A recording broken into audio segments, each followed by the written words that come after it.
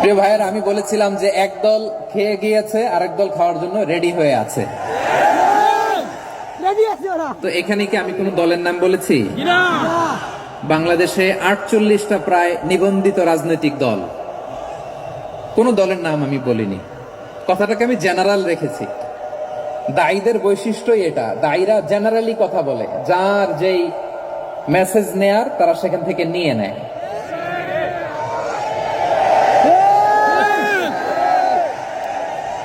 তো কোন দল এটা নিয়ে কোনো কথা বলল না, আপনারা এটাকে নিজের গায়ে যে মাখালেন, এটা ঠিক হয়নি। আমি বলবো যে এটা খুবই অনভিপ্রেত হয়েছে। কোন দলকে টার্গেট করে বা কোন দলের পক্ষে আমরা কখনো কথা বলি না। আমরা কোরআনের পক্ষে কথা বলি, ইসলামের পক্ষে কথা বলি, ঠিক কিনা বলেন?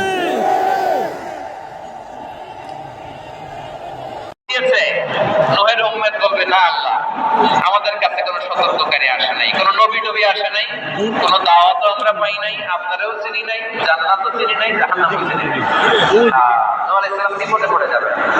তখন আল্লাহ বলবেন, নূহ তুমি বললা পৌঁছিয়েছো, তোমার উম্মত বলে কিছু পায় নাই। নূহ তোমার কি কোনো সাক্ষী আছে? তোমার কথা তোমার উম্মতের কথা তো মিলে না।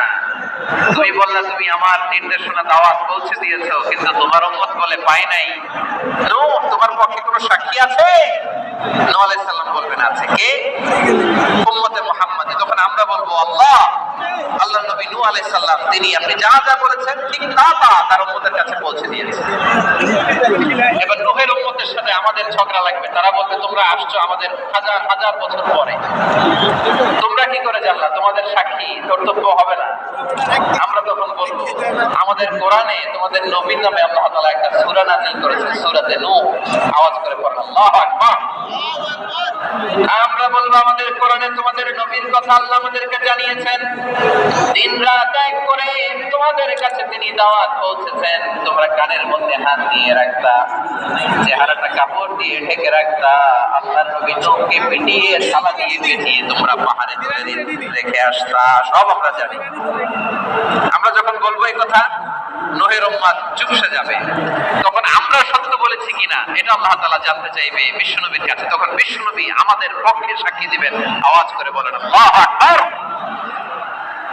এজন্য আল্লাহ বলেন, নবী আপনি হচ্ছেন সাক্ষ্যদাতা, সব নবীদের উপর আপনি হবেন সাক্ষী, আবার আপনার উম্মতের সাক্ষীর উপর আপনি হবেন সাক্ষী।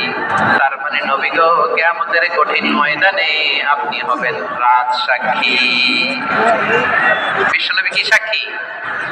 আওয়াজ করে বলেন রাজ সাক্ষী, সব সাক্ষীর বড় সাক্ষী। এজন্য পৃথিবীর কোনো মানুষ সেটা জানে না। সুবহানাল্লাহ। এটা যে কত সুন্দর, আমাদের পরিধান হিসেবে কত চমৎকার, ফ্যান্টাস্টিক, আই ক্যাচিং, ফ্যাবুলাস তারা তিনি আমাদের জন্য রেডি করে রেখেছেন। এটা কেউ জানেই না, কল্পনাতেও আনতে পারে না। সুবহানাল্লাহ পড়েন। আবার হাদিসে কুদসিতে বিশ্বনবী ফরমান, রব্বুল আলামিন বলেন, আ'তাদতু লি'ইবাদিয়াস সালিহিনা মা লা আইনুন রাআত ওয়া লা উযুনুন সামি'আত ওয়া লা খাতারা আলা কলবি বাশার। আল্লাহ বলেন, আমার নেককার বান্দাদের জন্য এমন চমৎকার জান্নাত রেডি করে রেখেছি, মা লা আইনুন রাআত, সে জান্নাতকে দেখে নাই, ওয়া লা উযুনুন সামি'আত, কোন সেই জান্নাতের আওয়াজ শুনে নাই, ওয়া লা খাতারা আলা কলবি বাশার, মানুষ কল্পনাতেও জান্নাতের পারে না। কল্পনাতেও ছবি আঁকতে পারে। পৃথিবীর যত বিখ্যাত বিখ্যাত ডিজাইনাররা সবাইকে একসাথে বসিয়ে যদি আমরা বলি, জান্নাতের যে চেয়ারের মধ্যে আমরা বলবো এই চেয়ারের একটা ডিজাইন করে, কোটি কোটি ডিজাইনকে একসাথে করা হলেও জান্নাতের একটা চেয়ারের ডিজাইন হবে। সিলেট আওয়াজ করে বলো, জান্নাতের একটা চেয়ারের ডিজাইন তারা করতে পারবে না। কেমন জান্নাতে আমরা যাবো? বিশ্বনবী কিভাবে জান্নাতকে আমাদের জন্য চিত্রায়িত করেছেন, পোর্ট্রেট করেছেন। তিনি বলেছেন, জান্নাতীরা যখন জান্নাতে ঢুকবে, ফেরেশতারা জান্নাতীদেরকে বলবে, ওয়া ইন্না লাকুম আন তাসিহু ফালা তাসকামু আবাদা। ও জান্নাতীরা, তোমরা আজীবন সুস্থ থাকবা, কোনোদিন অসুস্থ হবে না। সুবহানাল্লাহ বলেন। আচ্ছা, আজকের এই মাহফিলে যারা এসেছেন কোনোদিন অসুস্থ হন না, এরকম কে আছে? হাত তুলে দেখি। পাওয়া গেছে চিরসুস্থ। তোমরা কোনোদিন অসুস্থ হও নাই, অসুস্থ হও নাই। তুমি আর জান্নাতে গিয়ে কি করবা? জান্নাতে আসলে ফেরেশতারা বলবে ওইটা লাকুমান তাসিহু ফালা তাসকুনু আবাদা। এটা এমন জান্নাত চিরকাল সুস্থ থাকবা, কোনোদিন অসুস্থ হবে না। সুবহানাল্লাহ। ওইটা লাকুমান তাহিয়াউ ফালা তামুতু আবাদা। তোমরা অমর হবা, মৃত্যু তোমাদের স্পর্শ করবে না। অমর হওয়ার জন্য আমরা কত কিছু করি। জান্নাতে গেলে অমর হওয়া যায়, ঠিক কিনা বলেন? তোমরা চিরকাল বেঁচে থাকবা, তোমরা আর মরবা না। তোমরা চির যুবক থাকবা, আর তোমাদের স্পর্শ করবে না। সুবহানাল্লাহ। এই দুনিয়ার সুখ আনন্দকে নষ্ট করতে পার্থক্য। মানুষ বুড়ো হতে চায় না। দেখবেন যে দাদি যার একটু ছাতা হয়ে গেছে, কত ভালো এটাকে একটু লুকিয়ে রাখার ট্রাই করে, আপনারা নাই? হ্যাঁ, এটাকে কলম দেয়, এটাকে কেউ মেহেদি দেয়, এটাকে কেউ কেটে ছুটে। এই যে আমার তো পাঠিয়েছে, এটা আজ থেকে 5 বছর আগে রং ধরা যৌবন জং ধরে এই তো জীবন। এটাই নয়, এই যে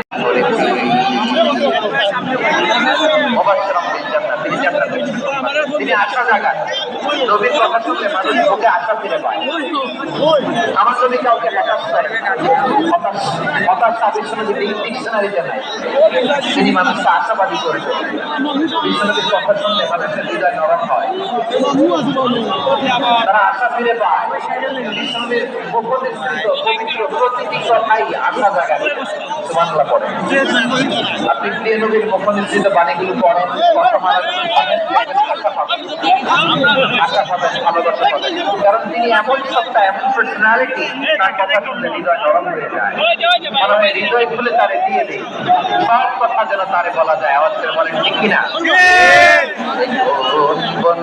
বলা যায়,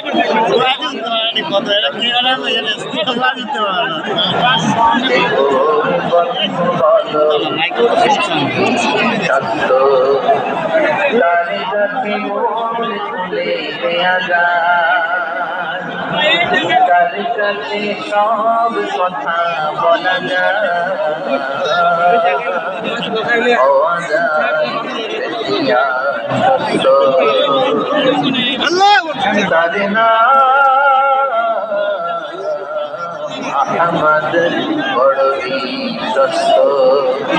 কোন বন্ধু বলো সস্ত, তার কাছে মন খুলে দেয়া যায়, তার কাছে সব কথা বলা যায়, হওয়া যায় বেশি আর সস্ত।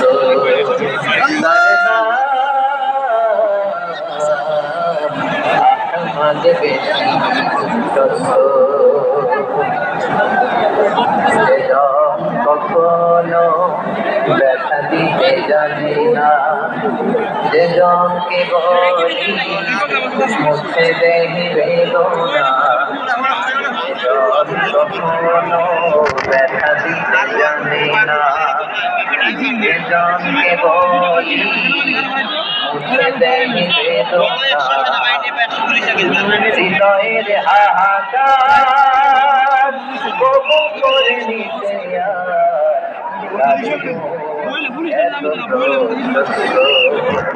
তারে না